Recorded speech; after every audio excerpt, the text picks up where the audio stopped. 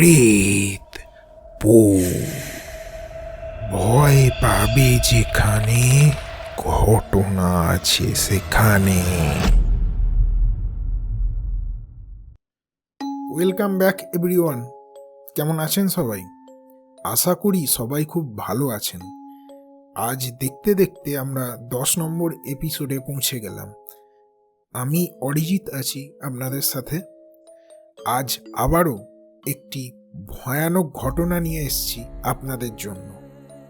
আজকের স্টোরিটা একজন আইটি কর্মীর জীবনে ঘটে যাওয়া ভয়ানক এক্সপিরিয়েন্স। ঘটনাটি খুবই রিসেন্ট আর ঘটনাটি বেশ বড়। আশা করছি এপিসোডটা খুব ভালো লাগবে আপনাদের। আপনাদের অনুরোধ রইল, ঘটনা ভালো লাগলে একটু লাইক, শেয়ার, সাবস্ক্রাইব করে আমাদের পাশে থাকবেন। আমাদের ঘটনা পাঠাতে চাইলে আপনি আমাদের সরাসরি মেল করুন প্রেতপুরের অফিসিয়াল মেল prethpur.official@gmail.com। আপনি ভয়েস অথবা লিখেও আমাদের ঘটনা পাঠাতে পারেন। সমস্ত লিঙ্ক এই ভিডিওর ডেসক্রিপশন সেকশনে আপনি পেয়ে যাবেন। এবার শুরু হচ্ছে প্রেতপুরের 10 নম্বর এপিসোড। আজ আমাদের এক সাবস্ক্রাইবার বন্ধু ঘটনা পাঠিয়েছেন দমদম থেকে তীর্থ সরকার। তিনি যেভাবে লিখেছেন আমি সেভাবেই বলছি। বর্তমানে তিনি কলকাতার একটা নামকরা অফিসে কাজ করেন। যদিও এই ঘটনাটি তার আগের অফিসে ঘটেছিল, সেটাও ওই সল্টলেকের দিকেই। অনেকেই হয়তো চেনেন, তাই আর নাম করছি না। আর আপনাদেরও অনুরোধ রইল যে নাম বুঝে থাকলে কমেন্টে লিখবেন না প্লিজ। চলুন আমরা এবার ঘটনায় চলে যাই।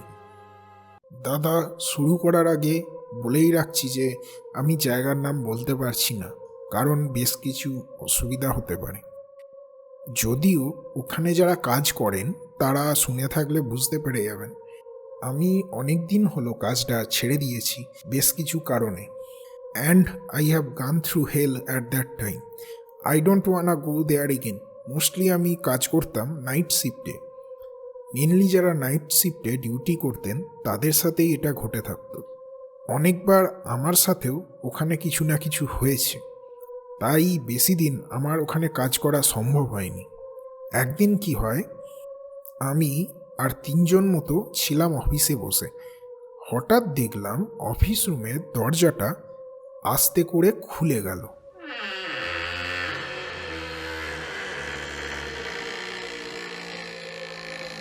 বেশ এভাবে অনেকক্ষণ রইল। আবার কিছুক্ষণ পর দেখলাম ওই সেমভাবে আস্তে আস্তে বন্ধ হয়ে গেল।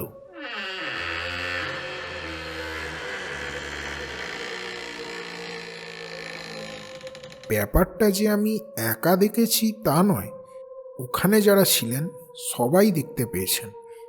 আমি সবাইকে কিছু বলতে যাচ্ছিলাম। আমার পাশের একজন সিনিয়র আমাকে চুপ করতে বলল। পরে বাইরে এসে সে আমাকে বলে যে, তুমি তো এখন নতুন, এরকম অনেক কিছুই দেখতে পাবে এখানে, বেশি ভয় পাওয়ার দরকার নেই, এগুলো নর্মাল ব্যাপার। আমাদের সাথে অনেকবার এরকম হয়েছে, এগুলো অভ্যাস করে নাও এবার। আমি একটু আশ্বস্ত হলাম সেদিন, কিন্তু তাও মনের ভেতরটা কেমন যেন একটা ভয় লেগেই থাকলো। এর কয়েকদিন পরে আমার সাথে টয়লেটে একটা ইনসিডেন্ট হয়। আমি সেদিন টয়লেট করছি, মনে হলো দরজা খোলার আওয়াজ পেলাম। ভাবলাম কেউ হয়তো ঢুকেছে। তার সাথে মনে হলো কেউ একজন হেঁটে ঢুকলো ভেতরে। ওই টয়লেটের দরজাটা ছিল আমার ঠিক পিছন দিকে, তাই দেখতে পাইনি কে ঢুকেছে। এবার আমি পেছনে ঘুরে হাত ধুতে গেলাম। খেয়াল করলাম সেখানে আমি ছাড়া আর কেউ নেই, পুরো টয়লেট ফাঁকা। ইভেন দরজাটা আমি যেভাবে লাগিয়ে ঢুকেছিলাম ঠিক সেভাবেই আছে। কিন্তু আমার কেন জানি না মনে হলো টয়লেটে আমি ছাড়াও কেউ আছে। এবার এটা ভাবতে ভাবতে আমি রুমাল বের করে হাত মুছছিলাম, ঠিক হঠাৎ ফ্ল্যাশের আওয়াজ হলো। আমি ভাবলাম তাহলে ভেতরে ঢুকেছে কেউ। দাদা, তুমি বিশ্বাস করবে না আমি কি দেখলাম। আমি দেখলাম টয়লেটের দরজা আপনা আপনি খুলে গেল, আর তার ভিতরে কেউ নেই। আমি সেখানে আর দাঁড়ানোর সাহস পাইনি, সোজা দৌড়ে চলে আসি আমার ডেস্কে। আমাকে হাঁপাতে দেখে আমার কলিগরা জিজ্ঞাসা করলেন, কি হয়েছে তোমার? আমি সবটা তাদের বললাম। তখন জানতে পারলাম আর এক অন্য রহস্য। তাদের মধ্যে অনেকেই নাকি এরকমটা এক্সপিরিয়েন্স করেছে আগেও, কিন্তু আমার মতো সরাসরি কেউ দেখেনি ওইভাবে দরজা খুলে যেতে। যাই হোক, সেদিনের ঘটনা আমি বাড়িতে আর জানালাম না, কারণ বাড়ির লোকে চিন্তা করবে। এমনিতেই অনেক দিন পর চাকরিটা পেয়েছিলাম, আর খুব একটা বেশি দিন হয়নি জয়েন করেছিলাম, তাই ছাড়ার কথা ভাবতেও পারছিলাম না। যাই হোক, এর প্রায় 2 সপ্তাহ পরে একটা ঘটনা ঘটে। আমি সেদিন অফিসের সিঁড়ি দিয়ে নেমে নিচের ফ্লোরে গিয়েছিলাম একটা কাজে, আর ফেরার পথে সিঁড়ি দিয়েই আমি ব্যাক করছিলাম। সাধারণত একটা ফ্লোর নামার জন্য আমি সিঁড়িই বেশি ইউজ করি। সেদিন আমি যখন ওপরে উঠছিলাম, আমার হঠাৎ মনে হলো আমার পেছনে কেউ যেন আসছে, আর আমি একটা হাঁপানোরও আওয়াজ পাই, আর তার সাথে হালকা বুটের শব্দও আসছিল। মানুষ সিঁড়ি দিয়ে উঠলে ঠিক যেমন আওয়াজ হয় ওই রকম। আর আমি তখন অতটাও ভাবিনি যে অন্য কিছু হতে পারে। আমি ক্যাজুয়ালি ওপরে এসে পিছনে তাকালাম। বিশ্বাস করবে না, আমি দেখলাম পেছনে কেউ নেই। পুরো সিঁড়ির নিচে ফ্লোর অবধি ফাঁকা, কেউ কোথাও নেই। সিঁড়ি দিয়ে আমি একাই আসছিলাম। আমার ফ্লোরের অফিসের সামনে একজন সিকিউরিটি গার্ড থাকতেন। উনি আমাকে ওভাবে চমকে দাঁড়িয়ে থাকতে দেখে জিজ্ঞাসা করেন, কিছু হয়েছে বাবু? আমি ওনাকে যথারীতি বললাম যে পেছনে কেউ একটা আসছে মনে হলো, কিন্তু আমি পেছনে ঘুরে কাউকে দেখতে পেলাম না। এবার আমার জন্য আরও কিছু চমক অপেক্ষা করছিল তখন। উনি যা বললেন সেটা আমি এবার বলছি।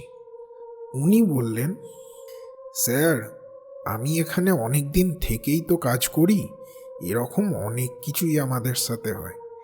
কাকেই বা বলবো সেসব? কেউ এখানে শুনতে চায় না, বিশ্বাসও করে না। আমি প্রায় শুনতে পাই যে সিঁড়ি দিয়ে কেউ উঠে আসছে, অথচ কাউকে দেখতে পাই না। একবার দেখি দরজা আপনা আপনিই খুলে যায়, আবার অফিসের ভেতরে কেউ না থাকলেও কিছু না কিছু আওয়াজ পাই।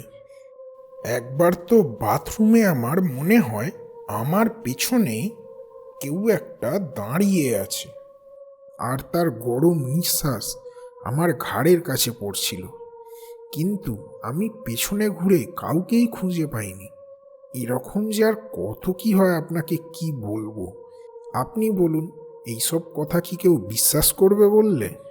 তাই বাবু আমি চুপ থাকি, যতদিন পারবো থাকবো। প্রাণের ভয় তো আমারও আছে নাকি? এইসব শুনে তো আমি সেদিন খুব আতঙ্কগ্রস্ত হয়ে পড়ি। সেদিনের পর থেকে ভাবতে থাকি যে আমার কিছু একটা হয়ে গেলে কি হবে আমার ফ্যামিলিতে।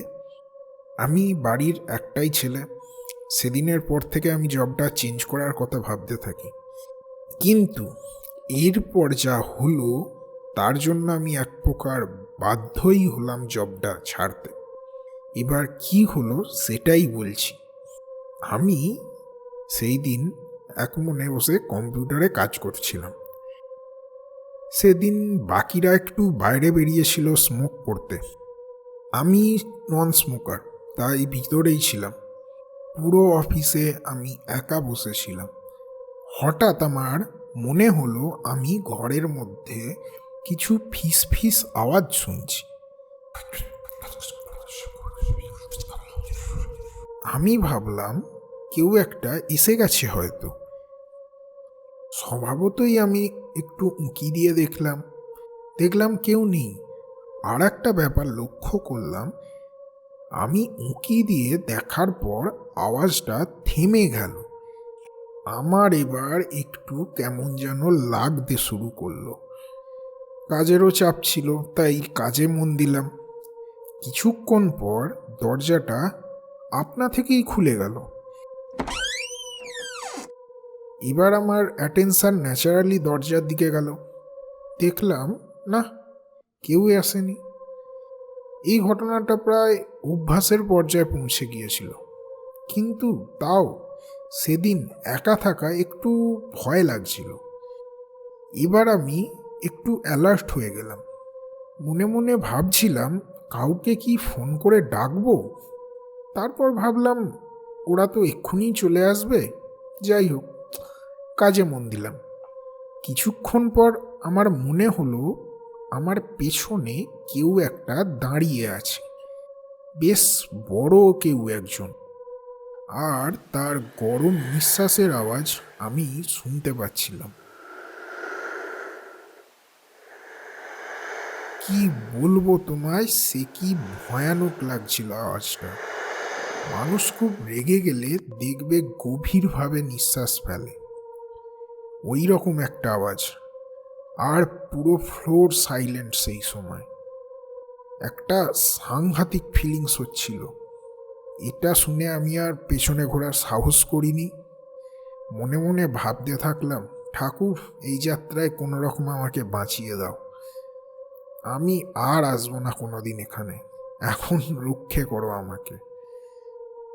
আমি যে তখন ফোনটা করব ওদের, সেই সাহসটুকু পর্যন্ত ছিল না। অথচ ফোন আমার পকেটেই রাখা। কিছুক্ষণ পর ফিল করলাম আমার পিছনে আর কেউ নেই। হাঁপ ছেড়ে বাঁচলাম যেন। এবার কিছুক্ষণ পর আবার এক কাণ্ড। আমি হঠাৎ শুনি কেউ একটা কিবোর্ড টাইপ করছে। আওয়াজটা শুনে ভাবলাম কেউ এসে গেছে হয়তো। এবার আমি একবার মুখ ঘুরিয়ে তাকালাম যেদিক থেকে আওয়াজটা আসছিল। দেখলাম কই, কেউ আসেনি ডেস্কে।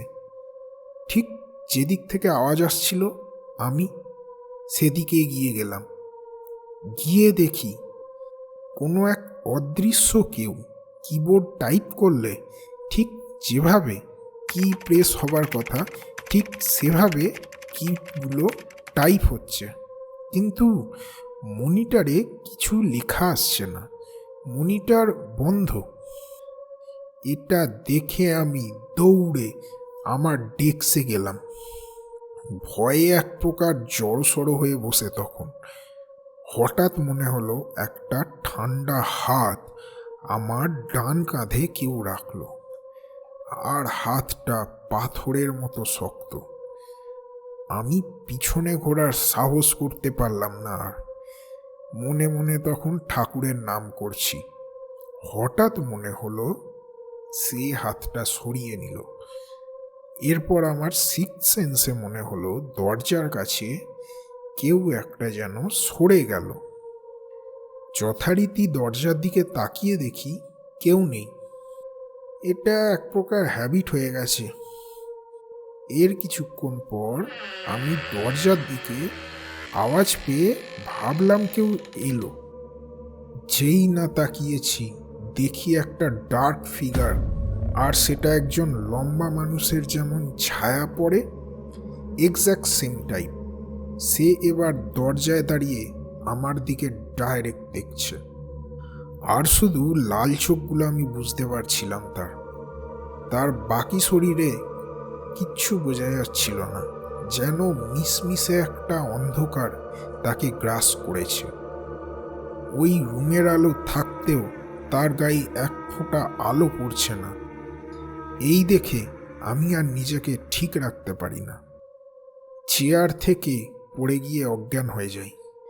পরে শুনি আমার কলিগরা যখন ফেরে এসে দেখে আমি চেয়ার থেকে নিচে পড়ে অজ্ঞান হয়ে গেছি। তারা আমার চোখে মুখে জল দেয়, তারপর আমার হুঁশ ফেরে। সেদিন তারা আমাকে ফেলে আর কোথাও যায়নি। আমার থেকে পুরো ঘটনাটা তারা শোনে। তারপর কেউ কেউ মনের ভুল বলে ব্যাপারটা এড়িয়ে যায়। আমি আর কথা বাড়ালাম না সেদিন। সকাল সকাল বাড়ি চলে আসি। বাড়ি এসে আমার ভীষণ জ্বর, কিছুতেই উঠতে পারি না। প্রায় 1 সপ্তাহের বেশি আমি বিছানা থেকে উঠতে পারিনি, কিছুতেই জ্বর কমে না। অ্যাট লাস্ট বাড়িতে বলি সব কিছু।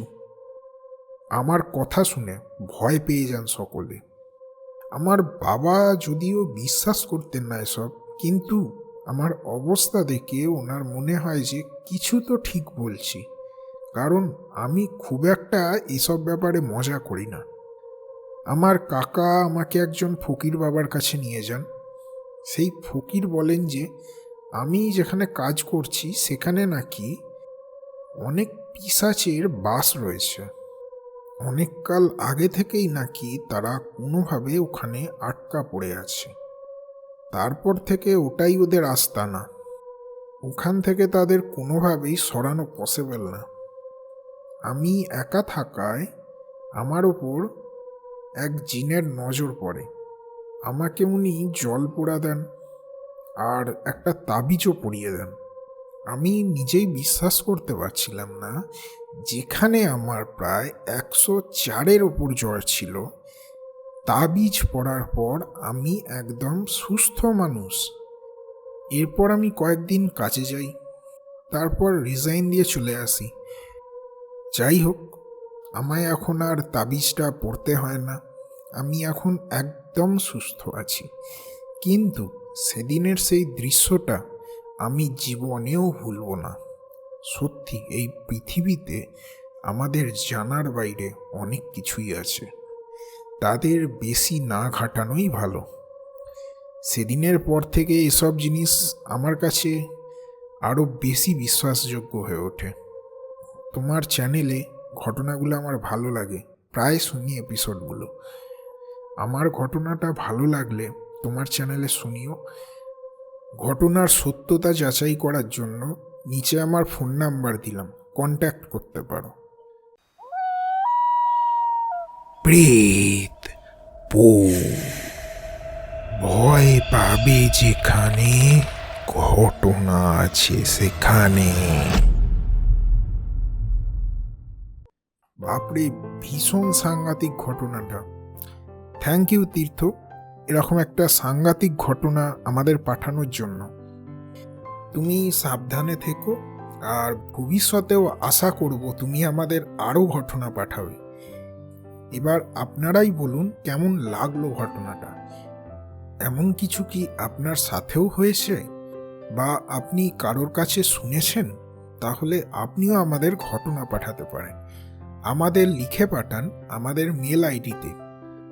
আরও ভালো ভালো ঘটনা পাঠান আর আমাদের পাশে থাকুন। ঘটনাগুলি ভালো লাগলে অবশ্যই লাইক, শেয়ার, সাবস্ক্রাইব করে দেবেন। আর আপনাদের মতামত লিখে ফেলুন কমেন্টে। আজকের এপিসোড এখানেই শেষ। দেখা হচ্ছে আবার একটি সাংঘাতিক এপিসোডে।